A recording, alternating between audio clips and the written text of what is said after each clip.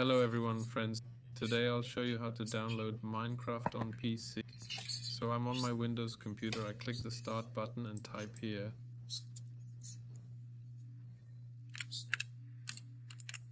We need to open the Microsoft Store.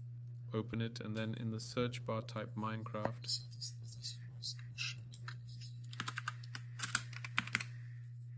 Here's Minecraft right here. And you can download it here.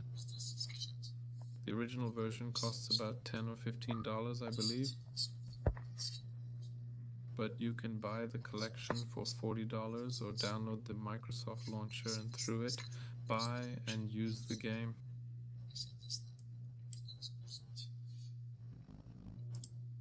There you go.